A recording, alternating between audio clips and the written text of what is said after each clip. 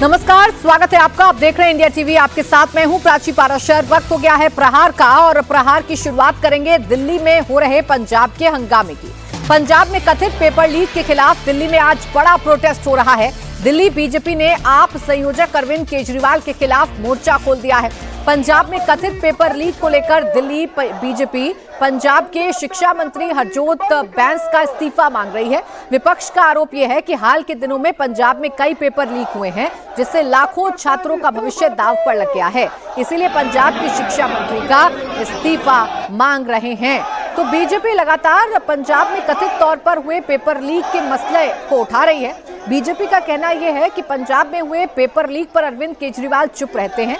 BJP का कहना यह है कि धर्मेंद्र प्रधान के इस्तीफे की मांग करने वाले अरविंद केजरीवाल अपने प्रदेश में जहां उनकी सरकार है वहां अकाउंटेबिलिटी शिक्षा मंत्री की तय क्यों नहीं करते हैं। हरजोत बैंस का जो इस्तीफा है वो आम आदमी पार्टी के संयोजक अरविंद केजरीवाल क्यों नहीं लेते हैं।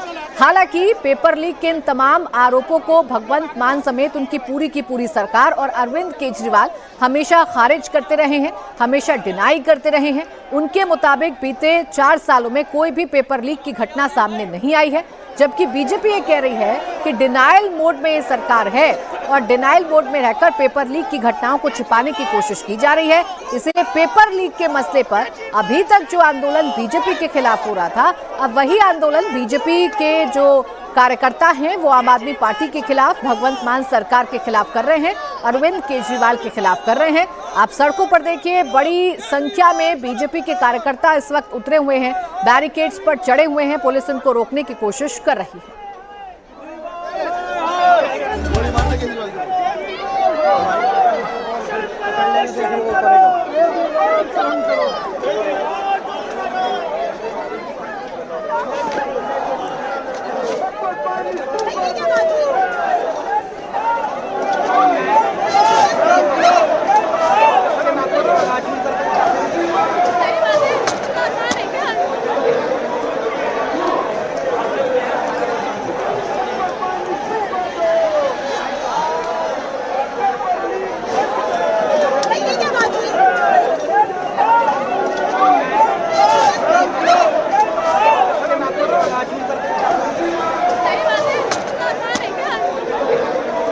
तो केजरीवाल शर्म करो के नारे बीजेपी के कार्यकर्ताओं की तरफ से लगाए जा रहे हैं और पंजाब के शिक्षा मंत्री के इस्तीफे की मांग बीजेपी कर रही है।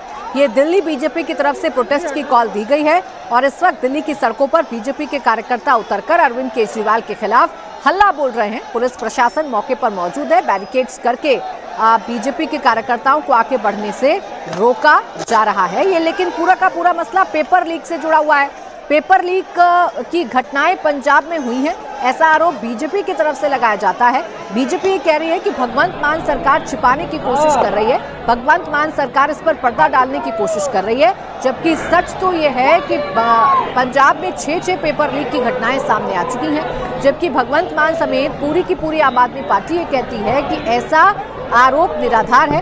पंजाब में एक भी घटना पेपर लीक की सामने नहीं आई है। इसी को लेकर दोनों ही पक्षों में यानी कि आम आदमी पार्टी और बीजेपी के बीच में गतिरोध देखने को मिल रहा है, हंगामा देखने को मिल रहा है और अब बीजेपी इस मसले पर एग्रेसिवली अरविंद केजरीवाल पर हमला बोलने की कोशिश कर रही है।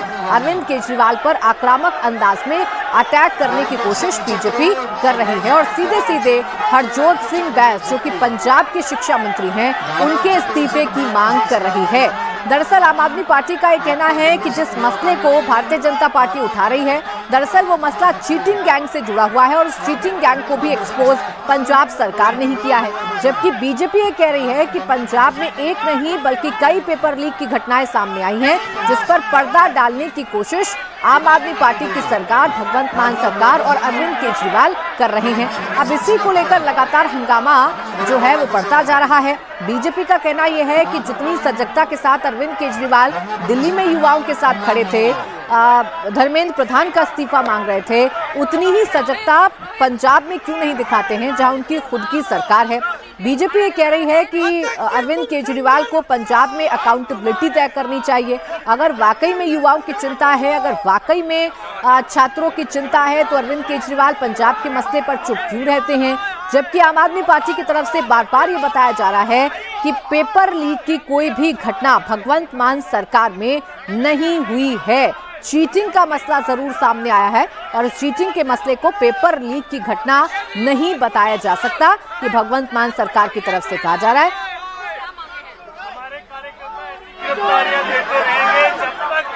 पंजाब के शिक्षा मंत्री का इस्तीफा नहीं होगा।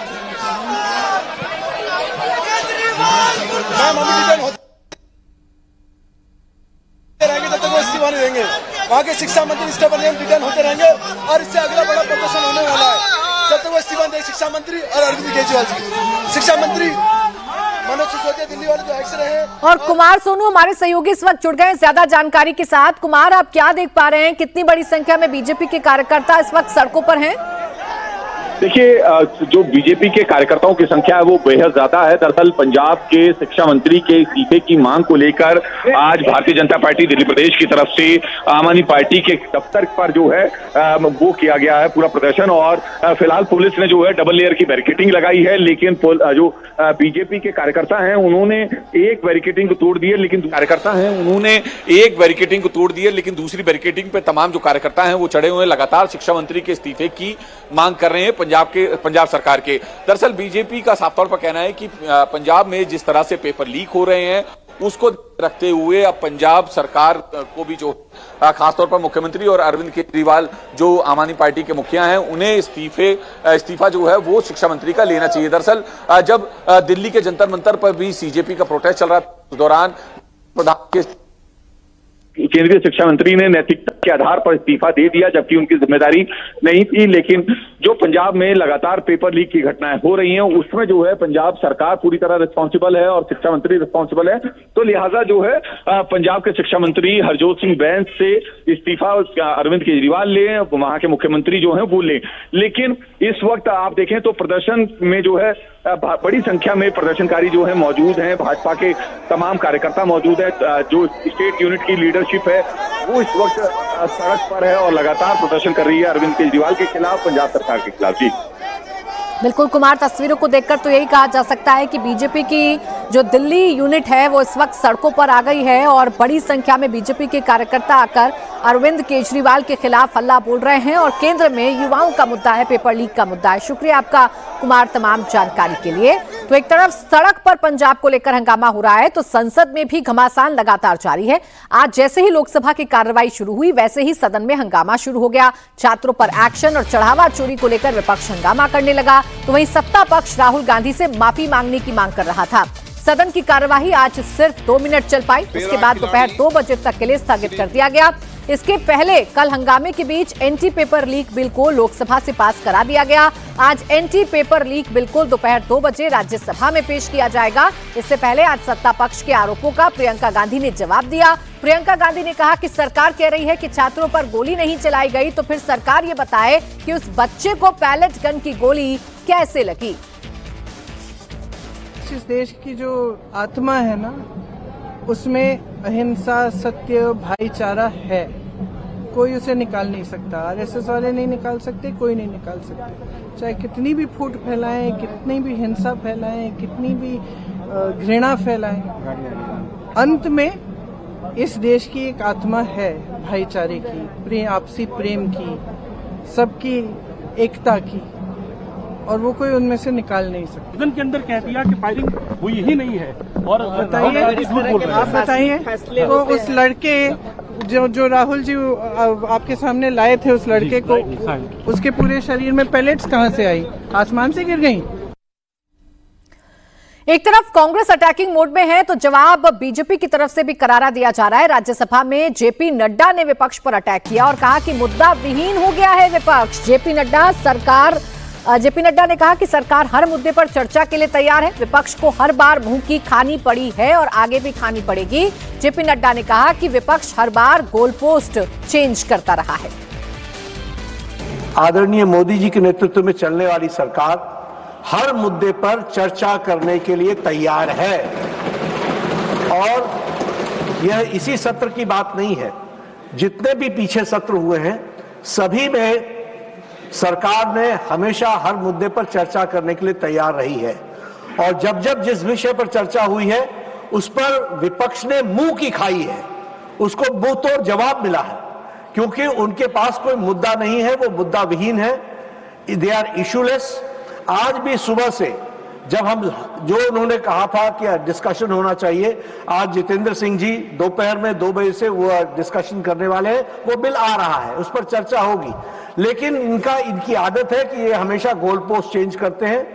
मैं विपक्ष की भूमिका की तीव्र भर्त्सना करता हूं, निंदा करता हूं और इस संसद के माध्यम से देश को इस बात का संदेश देना चाहता हूं कि मोदी जी के नेतृत्व में चलने वाली सरकार हर विषय पर चर्चा करने के लिए तैयार है। विपक्ष जो है वो गैर जिम्मेदाराना व्यवहार कर रही है, यह ध्यान में रहे। तो सदन में जेपी नड्डा ने विपक्ष को घेरा, तो वहीं बीजेपी सांसद निशिकांत दुबे ने भी कांग्रेस पर अटैक किया और कहा कि अमित शाह को कांग्रेस पार्टी ने गृह मंत्री नहीं बनाया है जो इस्तीफा मांग रही है, बल्कि इस देश की जनता ने उन्हें होम मिनिस्टर बनाया है। देखिए, सूर्य की तरफ थूक फेंकने से थूक किसको लगता है? माननीय अमित शाह जी डरते नहीं हैं, आप उससे डरते हैं। वो डराने वाले आदमी हैं। डराने वाले किसको? जो देशद्रोही ताकत है, जो आतंकवादी है, जो नक्सलवादी है, जो देश को टुकड़े टुकड़े करने की साजिश रच रहा है, वो सारे लोग उनसे डरते हैं। तो आप डर रहे होगे। दूसरा सवाल यह है कि आपके किसी सर्टिफिकेट की आवश्यकता नहीं है ना, जनता ने वोट दिया है, जनता ने और माननीय प्रधानमंत्री जी ने उनको गृह मंत्री बनाया है। तो जब तक भारतीय जनता पार्टी को जनता वोट देती रहेगी, मोदी जी प्रधानमंत्री बनते रहेंगे और मोदी जी अपने मंत्रिमंडल में जब तक माननीय गृह मंत्री जी को गृह मंत्री बनाते रहेंगे, आपकी कोई आवश्यकता नहीं है। और आप निहायत ही अभद्र गलत मानसिकता के व्यक्ति हो, जिनको बड़े छोटे का, जिसको पद की गरिमा का कोई मतलब नहीं, और पार्लियामेंट के फोरम को आप गलत तरीके से उपयोग करना चाहते हैं। वहीं कांग्रेस सांसद इमरान प्रतापगढ़ी ने भी सरकार पर हमला बोला और कहा कि सरकार जनता को भ्रमित करने की कोशिश ना करे। ये जेनजी हैं जो भ्रमित नहीं होते, सब कुछ समझते हैं। गोली एसडीएम के कहने पर चलती है या मंत्री के आदेश पर। 21 बच्चे मारे गए राहुल गांधी जी की वजह से, आत्महत्या किया उन्होंने। बच्चों पे लाठियां चली राहुल गांधी जी की वजह से चली। पैलेट गन चलाने का आदेश राहुल गांधी जी ने दिया था या गृह मंत्री ने दिया था? AK-47 बिहार में चली, उसका आदेश राहुल गांधी ने दिया था या भाजपा के गृह मंत्री मुख्यमंत्री ने दिया था? किस बात की माफी? भाजपा माफी मांगे इस देश के युवाओं से। मूर्ख समझते हैं आप देश की जनता को। मैं भाजपा के मंत्रियों से कहना चाहूंगा कि महोदय, ये जेनजी है, ये सब समझती है कौन आदेश देता है, पर्दे के पीछे कौन है, डीएम देता है कि एसडीएम देता है। वो जमाना चला गया जब आप बहला फुसला लेते थे, आप जो है बात को घुमा लेते थे। देश जानता है कि किसने आदेश दिया है, किसके इशारे पर। और अगर इसी दिल्ली में अमित शाह जी के बिना नॉलेज के अगर मजिस्ट्रेट पैलेट गन चलाने का आदेश दे रहा है, तो मुझे लगता है गृहमंत्री जी को स्वतः आगे आकर के कुर्सी छोड़ देनी चाहिए। संसद में आज एक बहुत दिलचस्प वाकया भी हुआ। टीएमसी सांसद कल्याण बैनर्जी 20 टीएमसी सांसदों के एनसीपीआई में मर्जर का विरोध कर रहे थे। तभी प्रियंका गांधी कल्याण बैनर्जी के करीब पहुंची और फिर कांग्रेस और टीएमसी की खींचतान और झगड़े की पूरी हिस्ट्री कैमरे पर आ गई। कल्याण बैनर्जी और प्रियंका गांधी के बीच क्या बातचीत हुई, गौर से सुनिएगा।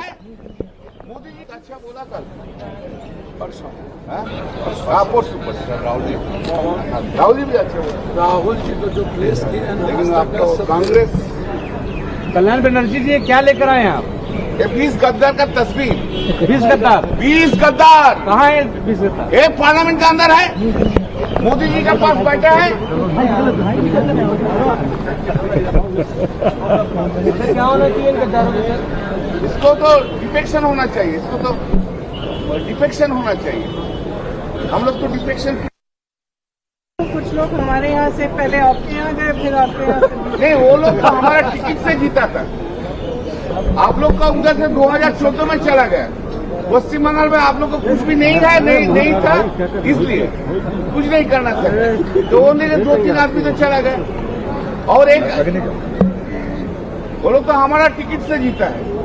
कभी आपको वो लोग को भी आपको टिकट से पार्लियामेंट में नहीं आया, लेकिन थे तो कांग्रेस ही। अरे कांग्रेस तो हम भी थे, वो तो छोड़ो ना, क्या यार तुम लोग। अरे कांग्रेस तो हम लोग को, कांग्रेस तो हम भी थे। I was the vice president of the youth Congress then.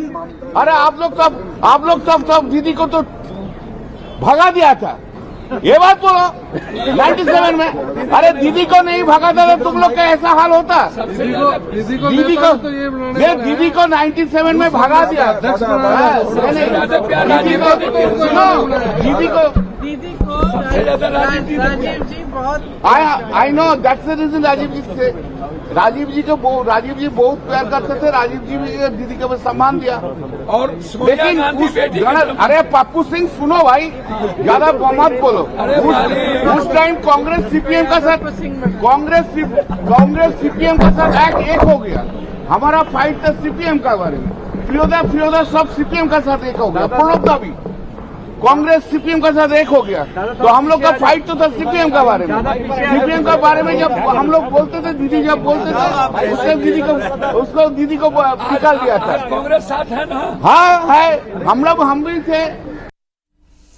तो बड़ा दिलचस्प वाकया है। प्रियंका गांधी भी कह रही हैं कि पहले जो हमारे थे वो आपके पास गए और आपके पास से अब वो एनडीए में शामिल हो गए हैं, तो गम किस बात का। तो कल्याण बनर्जी भी कह रहे हैं कि कांग्रेस ने ही ममता बनर्जी को अलग किया था, जिसकी वजह से एक अलग पार्टी बन गई।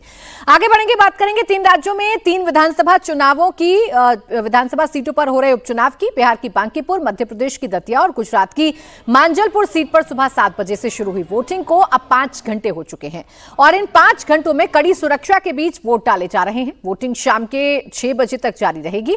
आज 3 विधानसभा सीटों पर हो रहे उपचुनाव के नतीजे 3 अगस्त को आएंगे। बिहार की बांकीपुर में बीजेपी, जनसुराज और आरजेडी के बीच त्रिकोणीय मुकाबला है। मध्य प्रदेश की दतिया और गुजरात की मंजालपुर में बीजेपी और कांग्रेस के बीच में टक्कर है। आज उपचुनाव 3 सीटों पर है, लेकिन सबकी नजरें बिहार के बांकीपुर सीट पर लगी हैं। बांकीपुर में आज 3,89,000 वोटर अपना नेता चुनेंगे। अब तक बांकीपुर में 15% वोटिंग हो चुकी है। यहां बीजेपी के नीरज कुमार, जनसुराज के प्रशांत किशोर और आरजेडी की रेखा गुप्ता के बीच त्रिकोणीय मुकाबला है।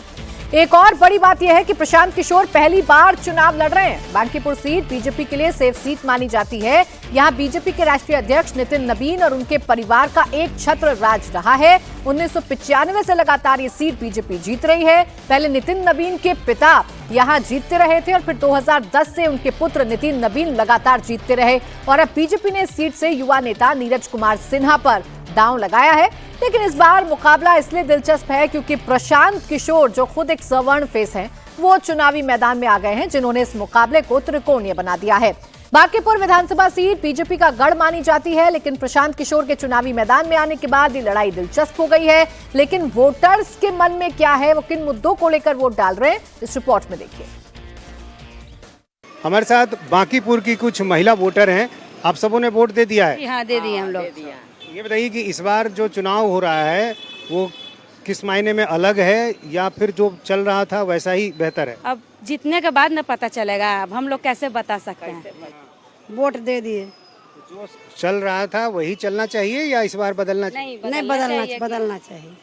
हाँ, ये एक ही आदमी सब दिन नहीं न रहेगा, बदल कर आना चाहिए। हम लोग का मन है कि बदल जाए, यही इच्छा हम लोग का था। वोट दे दिया आपने? जी। क्या सोच कर आए थे?